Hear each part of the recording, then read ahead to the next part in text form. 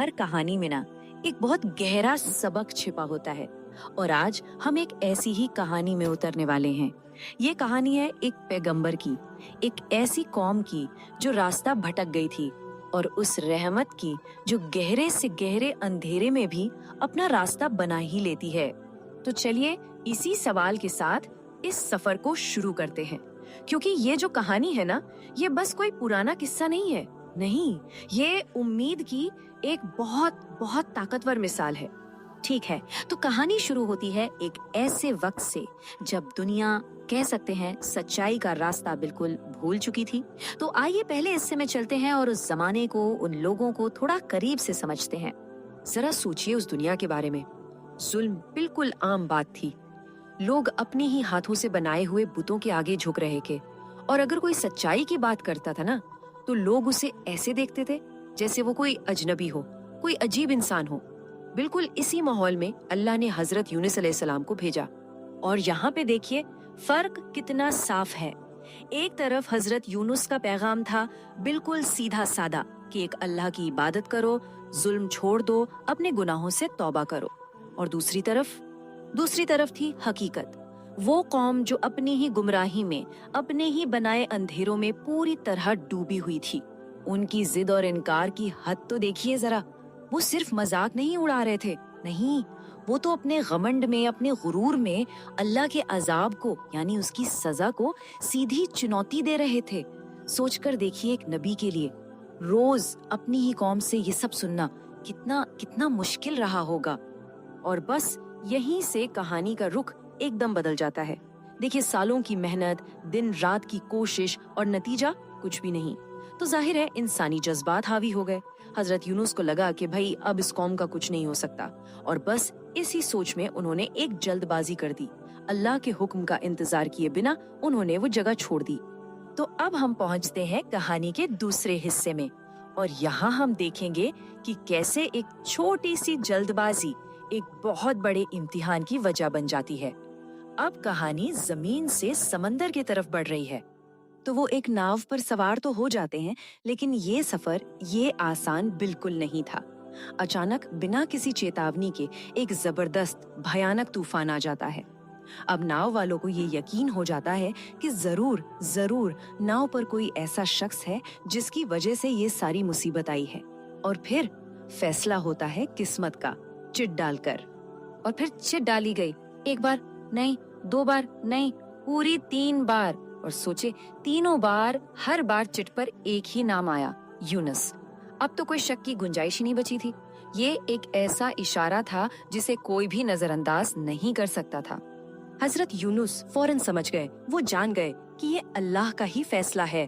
उन्होंने कोई सवाल नहीं किया, कोई बहस नहीं की, किसी पर कोई इल्जाम नहीं लगाया। बस पूरी खामोशी के साथ उन्होंने खुद को अल्लाह की मर्जी के हवाले कर दिया और उस उफनते समंदर में कूद गए। चलिए अब कहानी के सबसे गहरे और शायद सबसे अहम हिस्से में चलते हैं। ये वो हिस्सा है जो हमें बताता है कि कभी-कभी सबसे बड़ी नाउम्मीदी के अंदर ही सबसे सच्ची उम्मीद छुपी होती है। और फिर अल्लाह के हुक्म से एक बहुत बड़ी मछली उन्हें निगल लेती है। अब जरा उस बेबसी, उस तन्हाई को महसूस करने की कोशिश कीजिए। एक के ऊपर एक 3 अंधेरे। पहला रात का अंधेरा, दूसरा गहरे, बहुत गहरे समंदर का अंधेरा, और तीसरा उस मछली के पेट का अंधेरा। सोचिए, कोई रास्ता नहीं, कोई आवाज नहीं, दूर दूर तक उम्मीद की कोई किरण नहीं। और इन्हीं अंधेरों के बीच जब ऐसा लग रहा था कि अब सब कुछ खत्म हो गया है, तब उन्हें अपनी गलती का, अपनी जल्दबाजी का एहसास हुआ। और फिर उनके दिल की गहराइयों से वो दुआ निकली जिसने सब कुछ बदल कर रख दिया। ये सिर्फ कुछ अल्फाज नहीं थे, नहीं, ये थी सच्ची तौबा, अपनी गलती का गहरा एहसास, और एक ऐसी पुकार जो जमीन और आसमान को चीरती हुई सीधे अल्लाह तक जा पहुंची। कहते हैं ना, जब तौबा यानी माफी की पुकार सच्चे दिल से निकलती है तो फिर रहमत बरसने में जरा भी देर नहीं लगती। तो चलिए अब देखते हैं कि कैसे उस एक पुकार ने आसमान से लेके जमीन तक सब कुछ बदल दिया। और यहाँ पर जो हो रहा था वो किसी कमाल से कम नहीं था। एक ही वक्त पर, सोचिए, एक ही वक्त पर 2 चमत्कार हो रहे थे। ایک طرف مچھلی کے پیٹ میں حضرت یونس کو بچایا جا رہا تھا تو دوسری طرف ہزاروں میل دور ان کی پوری قوم کو بھی بچایا جا رہا تھا۔ اللہ کی رحمت ایک ساتھ دونوں پر برس رہی تھی۔ تو سب سے پہلے اللہ نے اس مچھلی کو حکم دیا کہ وہ انہیں صحیح سلامت کنارے پر اگل دے۔ وہ بے حد کمزور تھے، بے بس تھے، لیکن اللہ نے ان کی دیکھ بھال کا بھی پورا انتظام کر دیا تھا۔ ان کے لیے خاص طور پر ایک لوکی کا پیڑ اگایا گیا تاکہ انہیں سایہ بھی ملے اور کھانا بھی۔ یہ اللہ کی سیدھی ڈائریکٹ دیکھ بھال تھی۔ اور ادھر ان کی قوم، ان کا کیا ہوا؟ جب ان لوگوں نے آسمان میں عذاب کے نشان دیکھے، مطلب آنے والی تباہی کی نشانیاں، تو ان کے دل ڈر سے کانپ اٹھے۔ اور پھر جو ہوا وہ تاریخ میں بہت کم ہوتا ہے۔ سب کے سب، مرد، عورتیں، بچے، بوڑھے، سب ایک میدان میں جمع ہوئے اور پھوٹ پھوٹ کر اللہ سے معافی مانگنے لگے۔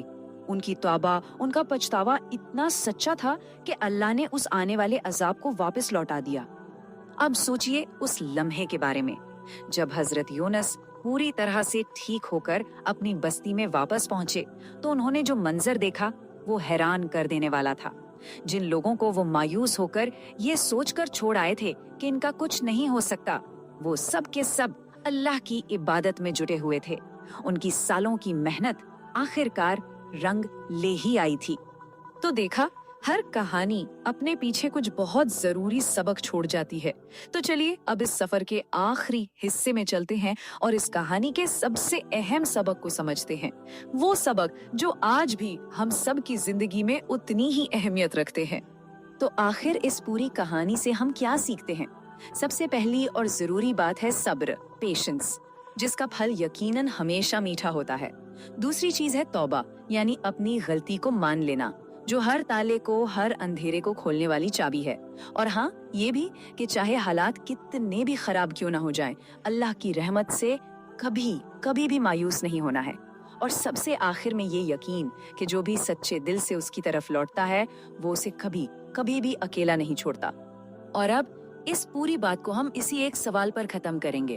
ذرا سوچئے، اگر اللہ کی رحمت اس گہرے سمندر میں مچھلی کے پیٹ کے اندھیروں تک پہنچ سکتی ہے تو بھلا کسی کی زندگی کے اندھیروں میں، کسی کی پریشانیوں میں روشنی کیوں نہیں آ سکتی؟